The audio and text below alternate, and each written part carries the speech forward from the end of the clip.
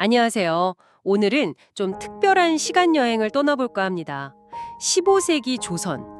그 나간읍성이라는 못에 터를 두고 벌어졌던 아주 흥미로운 논쟁 기록을 좀 깊이 들여다보려고요. 네, 이게 당시 중앙 정부의 어떤 거대한 계획하고 또 지역 주민들의 현실적인 바람이 어떻게 부딪혔는지를 보여주는 그런 자료입니다. 그렇죠.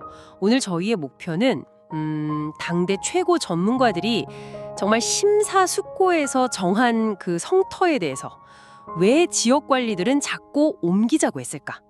그리고 중앙정부는 여기에 어떻게 대응했나? 이걸 살펴보는 겁니다. 이게 뭐랄까 비유하자면 최첨단 신도시에 딱 입주했는데 근데 자꾸 옛날 동네로 돌아가고 싶어 하는 그런 상황. 딱이네요. 바로 그 15세기 조선의 상황 속으로 한번 같이 가보시죠. 자, 그럼 어디서부터 시작할까요? 시작은 1451년입니다. 세종대왕께서 승하하신 지 한 2년 그 정도밖에 안 된 시점이에요. 세종시대가 막 끝난 직후군요. 네, 그때 전라도 나강군의 항리들, 그러니까 지금으로 치면 지역의 실무관리들이죠. 이분들이 문종 임금에게 보고를 올립니다. 내용은 뭐였나요? 핵심은 딱 하나였어요. 새로 지은 읍성 안에 우물하고 샘이 너무 부족합니다. 제발 옛날 살던 터로 좀 옮겨주십시오. 이런 거였죠. 아니, 우물하고 샘이 없다니. 그거 진짜 심각한 문제 아닌가요? 생활이 안 될 텐데. 맞습니다. 그런데 여기서 중요한 포인트가 있어요. 이 나간읍성이라는 곳이 그냥 뚝딱 정해진 곳이 아니라는 겁니다. 그렇죠. 자료에 보면 1424년, 그러니까 훨씬 전에 세족의 명으로 네, 맞아요. 당대의 뭐랄까 최고의 전문가들, 최윤덕, 정음지, 박권 이런 분들이 풍수지리적으로 아주 신중하게 고르고 고른 길지였어요. 작은 서울로 만들려고 했다고요? 네, 그만큼 국가적인 역량을 투입해서 만든 중앙정부 입장에서는 정말 최적의 장소라고 확신했던 곳이죠.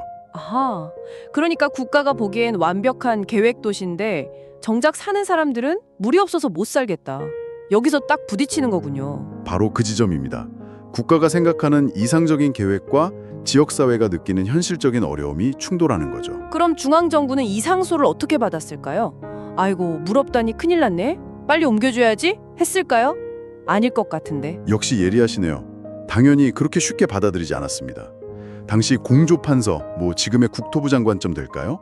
정인지라는 인물이 딱 나서서 반대를 합니다. 정인지요? 어떤 논리로 반대를 했나요? 논리는 이랬습니다. 아니, 돌아가신 세종 임금님 시절의 최고 전문가들이 그렇게 머리 싸매고 정한 곳인데 향미 몇십 명 이야기를 듣고 갑자기 옮긴다고? 이건 너무 경솔하다. 이런 입장이었죠. 일리가 있네요. 국가적 체면도 있고. 그런데 여기서 정인지가 그냥 반대만 한 게 아니라 아주 재미있는, 해결책 비슷한 걸 제시합니다. 해결책이요? 그냥 안 된다고 한 게 아니고요. 네, 비슷한 사례를 들고 나와요. 바로 충청도 보령의 경우인데요. 보령에서도 비슷한 일이 있었군요. 네, 보령 향리들도 똑같이 새 읍성에 우물하고 샘이 없다. 이걸 이유로 대면서 예터로 가고 싶다고 막 탄원을 했다는 거예요. 정말요? 그래서 거긴 어떻게 해결됐는데요? 그때 조정에서 풍수 전문가 김득수라는 사람을 보냈어요. 가서 진짜 물이 없는지 수맥을 한번 찾아봐라. 이렇게 시킨 거죠. 김득수. 그래서요? 한 거예요. 기록에 보면 땅을 파서 샘을 금방 얻을 수 있었습니다. 이렇게 되어 있거든요. 와, 그럼 보령 향리들은 할 말이 없어졌겠네요. 그렇죠. 물 없다는 주장을 더 이상 할 수가 없게 된 거죠. 아하, 그럼 정인지는 나간에도 김득수를 보내면 된다. 이렇게 생각한 거군요. 정확합니다. 나간에도 김득수 같은 전문가 보내서 땅 파보면 물 나올 거다. 그러니까 옮길 필요 없다. 이렇게 나온 거죠. 어쩌면 물이 없다는 걸 약간 핑계로 봤을 수도 있고요. 굉장히 실용적이면서도 어떻게 보면 좀 중앙정부의 의지를 관철하려는 그런 느낌도 드네요. 네, 맞습니다. 이건 단순히 물 문제를 해결해주겠다는 차원을 넘어서는 거죠. 중앙정부의 계획은 옳고 우리는 이런 문제 해결할 능력도 있다. 이걸 보여줌으로써 지역의 반대 목소리를 좀 잠재우려는 그런 전략적인 접근으로 볼 수 있습니다. 결국은 중앙의 힘을 보여주는 거네요. 그렇죠. 이건 당시 중앙 권력이 지역의 어떤 요구 혹은 저항에 어떻게 대응하는지를 보여주는 하나의 패턴이라고도 할 수 있을 것 같아요. 그럼 나간 향리들이 그토록 돌아가고 싶어 했던 곳, 그 고음리라는 옛 읍성터로는 결국 못 돌아갔겠네요. 네, 결과적으로는 그렇게 됐습니다. 그들의 바람은 이루어지지 못했죠. 이 모든 이야기가 우리에게 시사하는 바는 뭘까요? 그냥 옛날 이야기로 치부하기엔 좀 생각할 거리가 많은 것 같은데요. 물론입니다. 이건 단순히 나간이나 보령만의 이야기가 아니에요. 당시 조선 전체적으로 봤을 때 풍수지리라는 게 중앙정부의 도시계획에는 아주 중요한 논리였지만 그렇다고 해서 모든 이역사회에서 그걸 절대적인 기준으로 당연하게 받아들인 건 아니었다는 상황을 보여주는 거죠.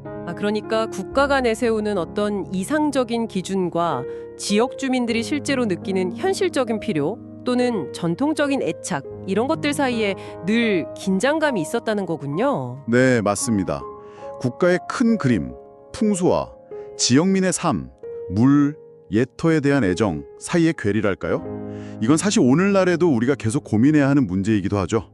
중앙주도의 큰 계획들이 지역의 정서나 필요와 어떻게 잘 조화를 이룰 수 있을까 하는 점 말입니다. 네, 정말 그러네요. 정리해보면 이 나간읍성 이전 논란은 15세기 도선에서 중앙정부가 풍수지리라는 어떤 전문적인 권위 그리고 또 물을 찾아주는 실질적인 문제 해결 능력 이런 걸 동시에 보여주면서 지역사회의 요구를 관리했던 아주 흥미로운 사례라고 할 수 있겠네요. 그렇죠.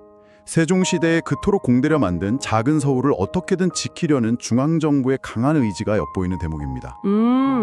그런데 마지막으로 이런 생각도 좀 드는데요. 네, 어떤 생각이신가요? 자료에서는 향리들이 물이 없다는 걸 주된 이유로 내세웠다고 하잖아요.